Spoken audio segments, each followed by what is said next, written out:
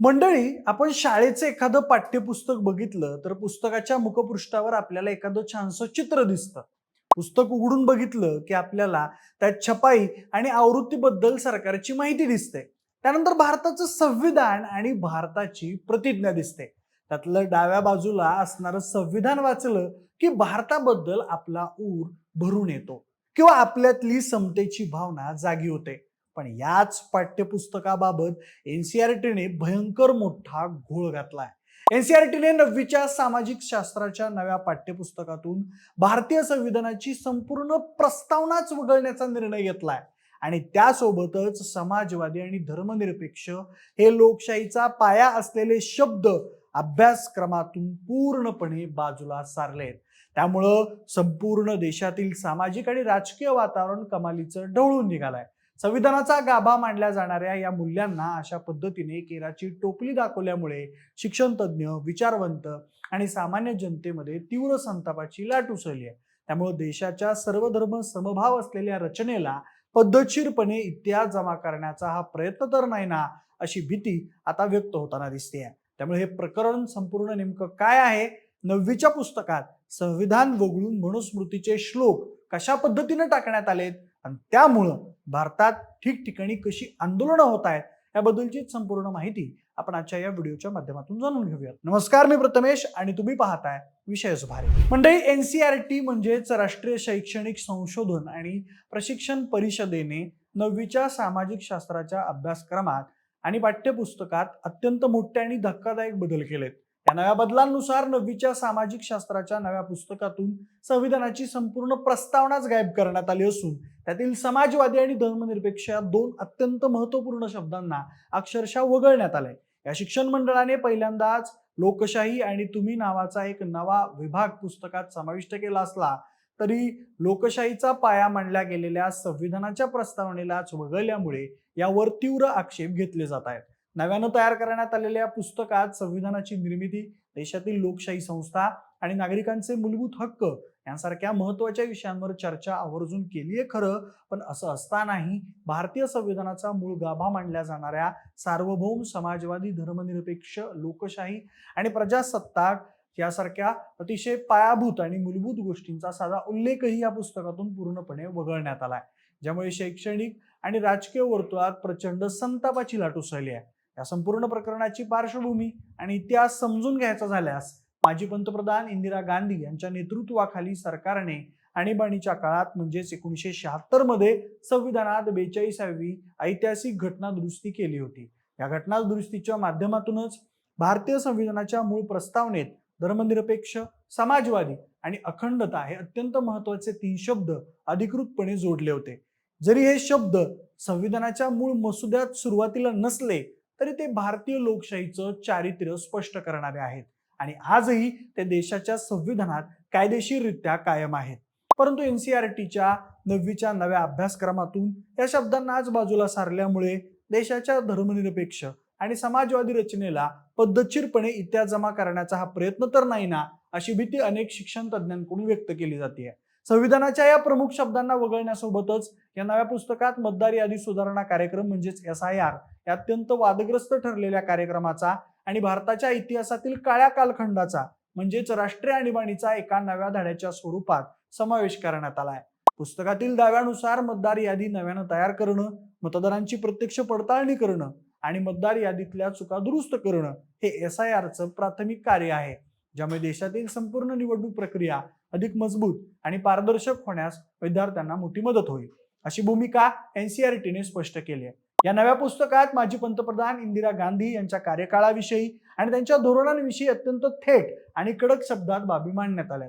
या पुस्तकातील नोंदींनुसार 1970च्या दशकाच्या सुरुवातीला इंदिरा गांधी सरकार विरोधात संपूर्ण देशात सामान्य जनतेचा असंतोष कमालीचा वाढत चाललेला होता.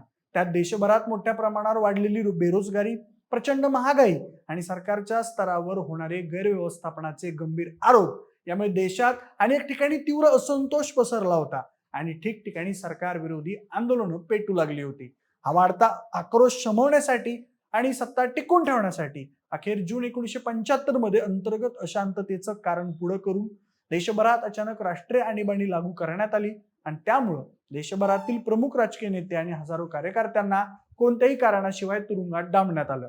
या काळात देशात लोकशाही संस्थांवर दबाव वाढला होता आणि सर्वसामान्य लोकांच्या वैयक्तिक स्वातंत्र्यांवर प्रचंड मर्यादा आल्या होत्या, असं स्पष्ट वर्णन या पुस्तकात इंदिरा गांधी यांच्या विरुद्ध आणि त्यांच्या हुकुमशाही प्रवृत्तीवर प्रकाश टाकताना दाखवण्यात आलंय. याशिवाय पुस्तकात जयप्रकाश नारायण यांच्या भूमिकेवर सविस्तर माहिती दिली. त्यांनी कशा प्रकारे विद्यार्थी आणि सामान्य जनतेला इंदिरा गांधी सरकारच्या विरोधात संघटित केलं आणि त्यातूनच पुढे बिहार आणि गुजरातमध्ये कशा प्रचंड मोठ्या जनआंदोलनाची सुरुवात केली याचा इतिहास यात शिकवला जातोय. 1977 मध्ये जेव्हा आणीबाणी संपली आणि त्यानंतर झालेल्या निवडणुकांमध्ये जनतेने मतदानाच्या माध्यमातून आपला रोष व्यक्त करत सत्ताधारी इंदिरा गांधी सरकारला पराभवाची धूळ चारली, हे भारतीय लोकशाहीच्या सामर्थ्याचं सगळ्यात मोठं आणि जिवंत उदाहरण असल्याचं पुस्तकात नमूद करण्यात आलंय. त्यासोबत मंडळी, या वादग्रस्त राजकीय बदलांसोबतच एनसीईआरटीने या पुस्तकात वैदिक कालखंडातील स्त्रियांची सामाजिक आणि धार्मिक स्थिती स्पष्ट करण्यासाठी चक्क मनुस्मृती या ग्रंथातील एका श्लोकाचा समावेश केलाय, ज्यावरून आता समाज माध्यमांवर नवा वाद पेटलाय. या प्रकरणातील इसवी सन 1000 पर्यंतचं राज्य आणि समाज या धड्यानुसार वैदिक काळ हा असा काळ मानला जातो जेव्हा स्त्रियांना समाजात अत्यंत उच्च प्रतिष्ठेचं आणि सन्माननीय स्थान प्राप्त होतं. त्या काळात स्त्रिया मोठ्या प्रमाणावर वेदपुराणांचं शिक्षण घ्यायच्या, पुरुषांच्या बरोबरीने प्रत्येक धार्मिक विधींमध्ये आणि यज्ञांमध्ये सक्रियपणे सहभागी व्हायच्या आणि कोणत्याही सार्वजनिक सभांना तसेच महत्वाच्या बैठकांना हक्काने उपस्थित राहायच्या.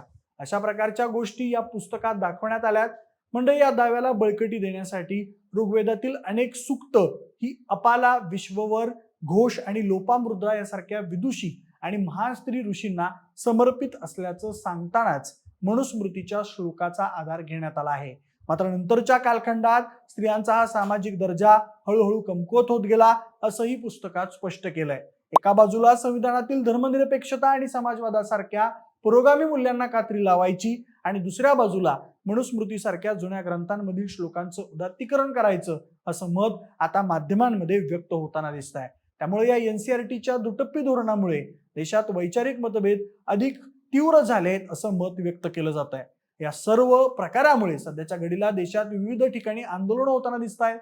संविधानाच्या अवमानाच्या मुद्द्यावरून अनेक विरोधी पक्षांनी, डाव्या संघटनांनी, विद्यार्थी संघटनांनी आणि पुरोगामी चळवळीतील कार्यकर्त्यांनी रस्त्यावर उतरून निदर्शनं सुरू केली आहेत. अनेक विद्यापीठांच्या कॅम्पसमध्ये विद्यार्थी संघटना या नव्या पुस्तकांच्या प्रती जाळून आपला निषेध नोंदवत आहेत. विशेषतः महाराष्ट्र, दिल्ली, पश्चिम बंगाल आणि दक्षिण भारतातील राज्यांमध्ये या बदलांविरोधात आंदोलनाची ठिणगी पडली आहे.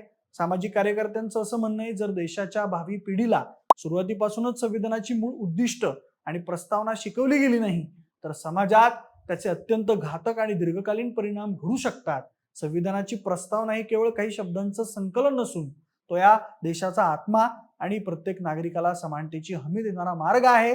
आणि जर पुस्तकातूनच धर्मनिरपेक्ष आणि समाजवादी शब्द गायब केले तर लहान मुलांच्या मनात देशाच्या सर्वधर्म समभाव संकल्पनेबद्दल संभ्रम निर्माण होईल, ज्यामुळे भविष्यात समाजात जातीयवाद, धार्मिक कट्टरता आणि सामाजिक विषमता मोठ्या प्रमाणावर वाढू शकते. नागरिकांमधील बंधुभावाची भावना नष्ट होऊन समाज वेगवेगळ्या तुकड्यांमध्ये विभागला जाऊ शकतो. संविधानाचा गाभाच जर नव्या पिढीला माहिती नसेल तर लोकशाही संस्थांबद्दलचा त्यांचा आदर कमी होईल आणि देशात हुकुमशाही विचारांचं समर्थन करणारी पिढी निर्माण होऊ शकते, अशी भीती आता तज्ज्ञांकडून व्यक्त केली जाते आहे.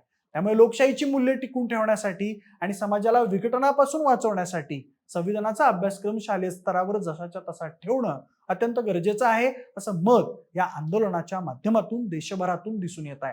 बाकी मंडळी, तुम्हाला या समाजशास्त्र पुस्तकाच्या नव्या बदलांबाबत काय वाटतंय ते आम्हाला कमेंट बॉक्समध्ये नक्की सांगा. सोबतच आपल्या विशेषभरीच्या YouTube चॅनलला सबस्क्राईब करायला अजिबात विसरू नका. धन्यवाद.